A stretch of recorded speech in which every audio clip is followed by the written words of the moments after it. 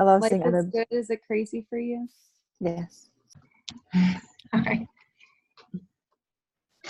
All right, so we are going to cover chapter 7, 8, and 9, and what to say when you talk to yourself.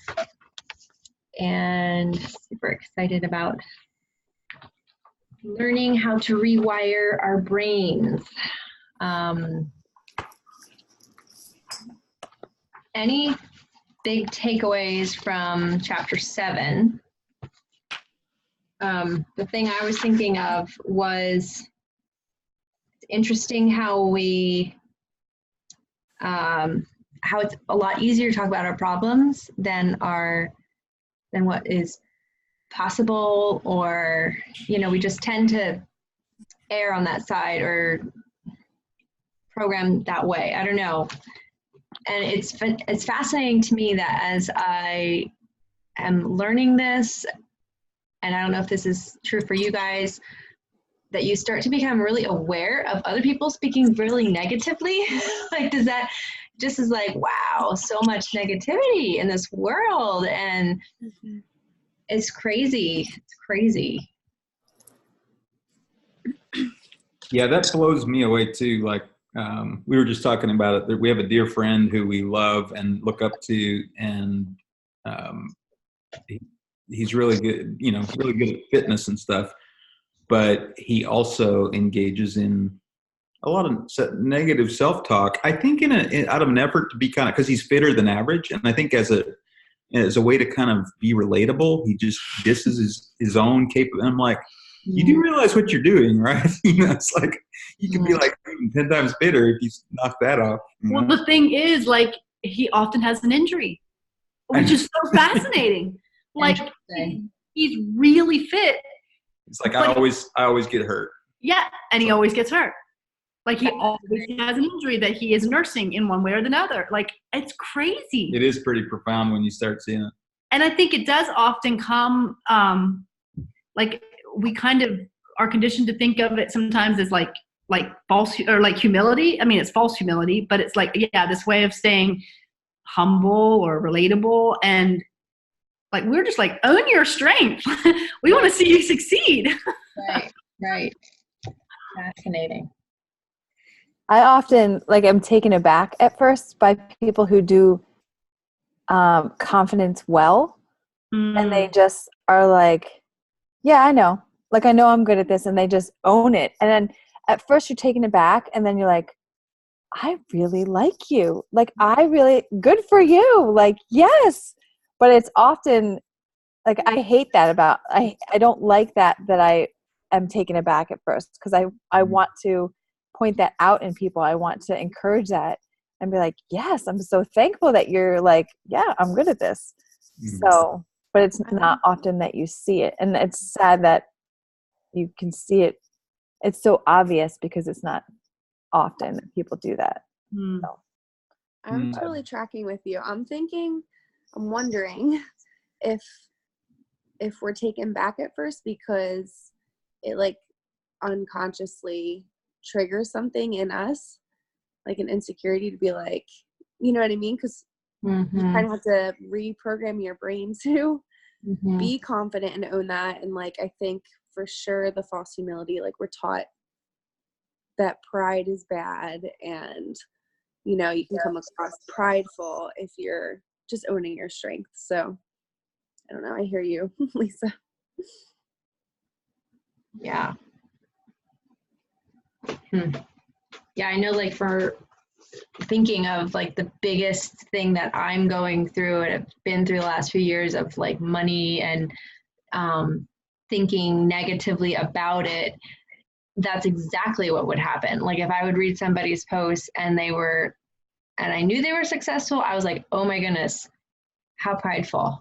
And now I'm like, done well, you can see when it is pride, but you can also see when it's just like, I'm just stating facts here, guys, because this is what's possible for you too, instead of like, and that's how I'm taking it now. It's like, and I think it comes from this, like, little root of jealousy or insecurity or whatever you want to claim it as. But it's really interesting. do you think, I'm just literally thinking here as you're talking, Amy, do you think that somebody that has learned how to be confident and own their strengths, acknowledge the gifts that they have, acknowledge, where they come from, whatever, does that well, do you think that they ever get tempted to compare themselves with other people? Like when I'm thinking of like the times that I would be tempted to know good and evil, or to say like, oh, that person's prideful, or try to figure out where the motive is, it's usually because I'm comparing myself to them and either finding myself coming up wanting, or feeling good about myself, like one or the other. It's like it's like this place of judgment. But I wonder if when you learn to really speak life over yourself, if that doesn't automatically start translating into your relationships and the way you think and speak to other people. Mm-hmm. Yeah. Does that translate as life to them? Because sometimes you just want it to be like, I've learned this and I really want you to learn it too. But it can come off as pride, or it can come off as, no, I really want this for you too. Mm-hmm. Sorry, I didn't mean to interrupt you, Amy. I'm sorry. Amy, were you saying something? No. Just thinking out loud. One of our kids, we were just having a conversation with one of the kids at dinner, and he had faced some kind of bullying, cyberbullying stuff, on the football team and all that. And I'm wondering, like, he's a kid that he's not prideful. He struggles with, he might have some pride issues, but he is generally just kind of okay with himself. Like he doesn't, I'm good at this. I'm okay at that. I'd like to get better at that. But he comes across as liking himself. And then I think the kids that don't, that, produces something in them. And I think it's like that self-talk of like, for him, I think the self-talk is generally pretty positive. Like, I can do that. Like, I can do that. And like, I think I'd be good at that. It's like, at least give it a go. And I think that brings up like I was just thinking through, why would he be, because he's a pretty nice kid, but it's like, why would he be a target for that? It's like, well, maybe it's because he kind of just, I like myself. It's like, I don't hate myself, and maybe that's unusual. I don't know. I'm just thinking out loud here about the self-talk. Yeah, Mm-hmm. But it does translate out to other people for sure. Mary June, what you were saying too, like the very beginning of your thoughts there about, I wonder if somebody who practices and really does well at thinking positively, self-talk, believing those things, like, do they continue to like compare themselves and get sucked into that rut? And I'm wondering, like, I feel like it's so parallel, I feel like, with the fact that we, when we trust Christ as our Savior, we're still battling the flesh, and it's like this constant war between the spirit and the flesh. So I feel like, just was thinking about your question, you're reflecting on that, I feel like it's probably a consistent like work in progress, even get disciplined at it and good at it. Yeah. Was that going with like what you were thinking in the beginning there about it? And maybe hearing you say that, Janice, like that war, that ongoing war, like the spiritual language helps shed new light on it. And I'm wondering if maybe the secular view of it would just be that maybe you've had such by the time you're 21, you've had 77% of the programming you've received is over, generally negative, right? So maybe it just takes your whole life to overcome that. I don't know. It's like even the people that get good at it can never, it's like maybe the baseline for where we're at is is to slide into self-destructive and self-hating. And it's actually, that is sin, and that's that kind of separated. Yeah, we're disagreeing with the divine about what he says about us. Right. Yeah. That's been echoing in my mind this whole time reading and like discussing. I'm like, this is like so the enemy's like heyday party, like, and most of us don't even realize it, right? Like, why does, like, God is so wise, right? Like scripture says, like, to battle anxiety with thanksgiving, and like science is like showing that works. And like, why does he say to take every thought captive?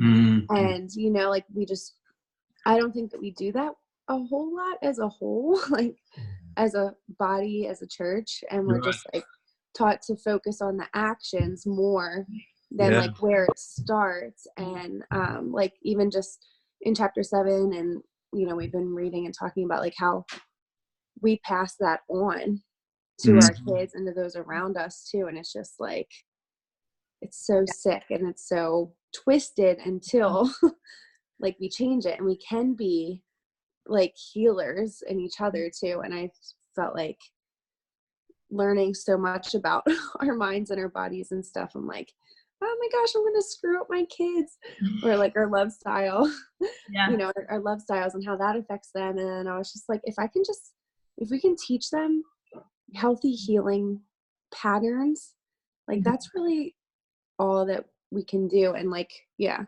I see it mindset in my 2-year-old already, and I'm like, oh no. But yeah, just like trying to, even with him, just combat lies that the enemy wants to bring him up in about himself, you know, and like he just gets us stuck, and then we're not going to be used to our full potential because we don't, like you said, we disagree about who we are. You know. And for some reason, the thinking part, like today, the gym that we go to, they always have a mindset that we go over before we do our workout. And they had an Albert Einstein quote today, and it said, "The world as we have created it is a process of our thinking. It cannot be changed without changing our thinking." So it kind of goes along with this book. And I was sitting there at the gym going, why is the thinking part so hard to change? Like I can change eating habits, I can change physical exercise, I can change physical things, but like that neurological pathway in my brain is really hard to change. Sometimes it's hard to even be aware of, like that there's an issue. Right. Like and Amy, with you, like with the money, like, you know, it took you a long time to even realize that was something that needed changing. Yeah, like over 30 years. It's crazy. I told MJ that tonight I'm eager for us to get further into this book and learn more about the process of the rewiring, because I'm in, you know, the last year and a half has just been this explosion of awareness about, you know, a lot of the lies that I've believed over the years and the lies that I tell myself. And so even now, even though many of those have, you know, I've seen the light, if you will, there's still these really deep patterns that I'm becoming aware of. I'm just like, how do you rewire all that stuff? Like, and just coming to me now, it's like, of course, it's the same process that led to the healing of the other ones, which is, you know, confession and repentance and shining the light of God's love on them. And it's like, that's the process once we're aware, but it's still painful. You know, it's like, despite those things not serving us well, it doesn't make them easy to give up. You know? It's so weird. I know. The next chapter where he talks about like going backwards, because we all want to change our actions, you know, we all want to like, oh, I need to, you know, my behavior, you know, I need to quit smoking or whatever. And everyone gets stuck there because it's not actually where you start, you know, because if you go to the end of that chapter, he says programming creates beliefs, beliefs create attitudes, attitudes create feelings, feelings determine actions, and actions create results. So we often are just like hamster wheeling, actions create results without like taking care of the things that come before it. And that's just really eye-opening. And I think that's, again, that awareness is so key, because then you're like, okay, no wonder this has never worked for me, you know, fill in the blank.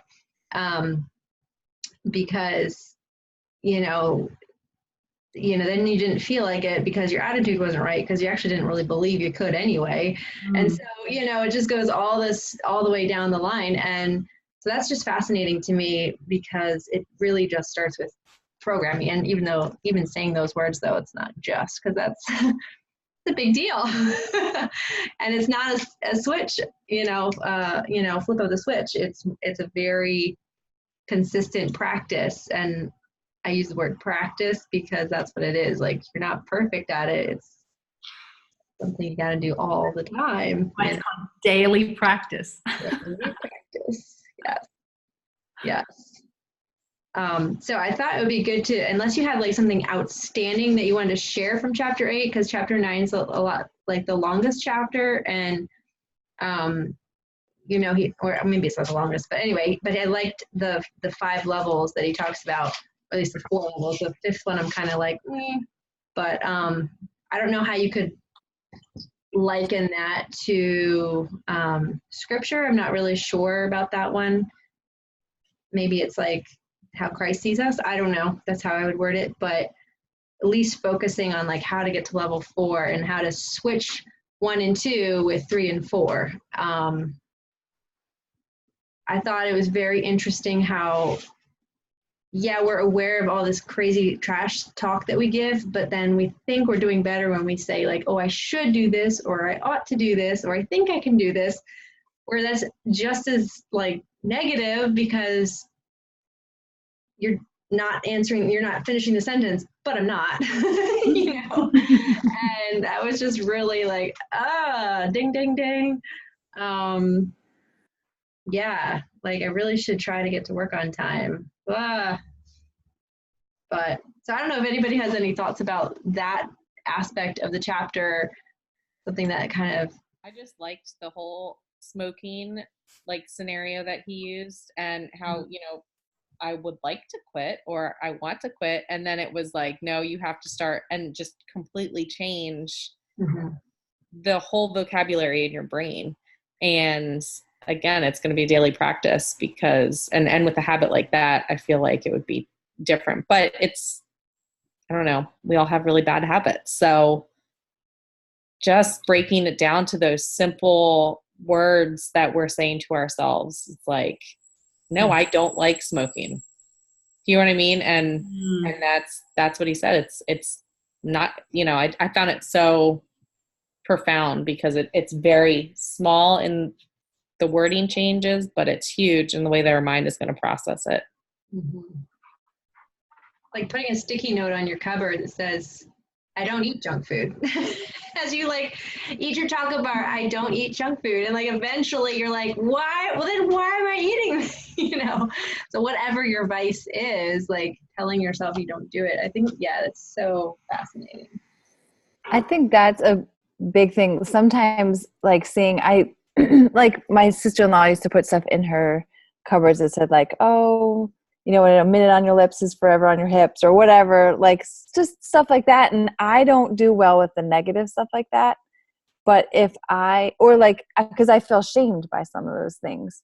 So I like that, just a simple thing like I choose healthy foods. Like I choose the fruits and vegetables in my refrigerator is so much better. And if I continue to see that, it's so much better than me going, oh, you want this bikini body, or like, don't go for the junk food or something like that. But like, it seems so small, like Rachel was saying, it seems so small, but those tiny little things can add up and be so I'll get to the end of the week and go, oh man, I didn't have one piece of chocolate this week because I chose something good. And so I like that idea. And now I'm going to go Post-it note my entire kitchen.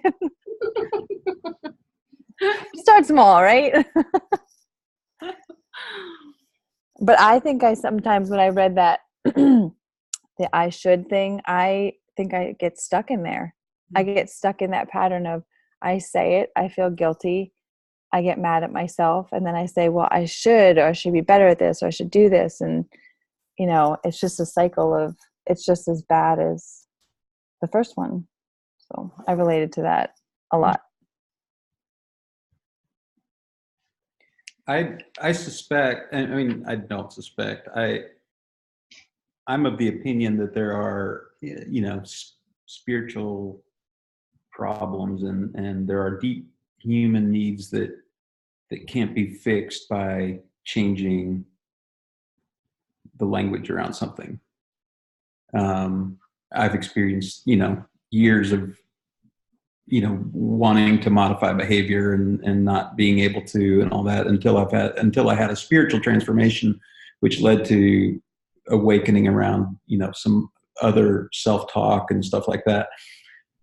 So I think that this is like, I like with what you said, Lisa, I think that's really important to remember is like, let's make sure we don't dip into any negativity as we think about it, or self-talk, or, it's like you pointed out, is like, there's a big difference between the kind of, may it be so, like, this is true about me. May this be true about me. That's the, the right way to approach it, as opposed to is like, whatever the quote you said, the minute on the lips, forever on the hips, or whatever. It's like the kind of it's like, yeah, make sure you approach it the right way.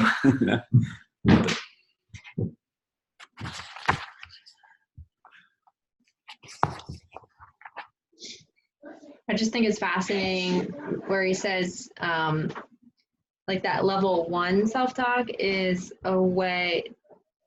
it's a way that we give in to, it's our way of telling ourselves to hesitate, question our capabilities, and accept less than we know we could have done had we only given ourselves a chance. Timidly hiding in the shadows instead of boldly thriving in the sunshine. And there's a lot of speeches and sayings around the same familiar thing. Les Brown, I forget exactly how he says it, but graveyards are full of, what does he say? Does anybody know what I'm saying? It's full of, like, basically that, like, dreams that were just never born, like should haves, just like a lot of people who had a lot of dreams and they died with them because they never believed they actually could do that thing. They didn't actually reprogram their mind to say, yeah, I am a singer, I am a writer, I am a confident person, I'm a speaker, I'm a teacher, whatever it is. And what it is. Like, we all know what it is. And I have that quote up then. I'll read it once you're finished. Yeah. What is it? It's Les Brown. It says, "The graveyard is the richest place on earth because it is here that you will find all the hopes and dreams that were never fulfilled, the books that were never written, the songs that were never sung, the inventions that were never shared, the cures that were never discovered, all because someone was too afraid to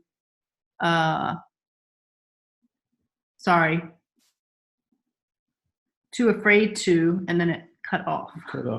Oh, here. All because someone was too afraid to take that first step, keep with the problem, or determined to carry out their dream. Is that the one? Yeah. So good. Yeah. So I just think, like, in our life, in our business, if we are timid and we are hiding in the shadows, I shared this with somebody yesterday. I was listening to just the Emerald Takeaways from Maui, and one of the women shared her story and how she was there, and they have 5 adopted special needs kids. And even the story you shared, MJ, was like just so many goosebumps, because you're just like, that's like, you see the end. Like, whenever you see the end, it's so easy to be like, well, of course, but did you see the before? Did you see the it's basically somebody you're looking at right now and you're thinking needs this. That's that person, and you cannot, like, timidly say, oh, because what's the worst case scenario? They say no. Like, so I just think that's so important for us all. It's going to be, was it Bob highlight? I've been reading so much that I'm getting muddled quotes in my head, but somebody recently that I just read was like, out of 100 people, you're going to get 10 people who are disappointed. Don't, like, please those 10 people and leave the 100 behind, basically, is the gist of it. And you're like, like, we've focused in on that one person or those 10 people, and just to appease that person, we miss out on those other 9 people, you know, who aren't going to be offended, who aren't going to really care, who might not say yes, but they'll just be like, yeah, good job. I have so many of those people in my life that they're not mean, but they're not doing Plexus. But I even get texts from 2 friends who are in other businesses. They're like, keep doing this. You're doing awesome, Amy. And I'm like, wow, like that's so cool. And to be that person to other people who are in other teams too, and they are doing well, you know. So I don't know, that kind of was a tangent from the book, but that just really spoke to me. Yeah. One of the things that really resonated with me is we've been talking, MJ and I've been talking a lot about the role that truthful creative speech plays in creating the kind of life and environment that we want to be a part of.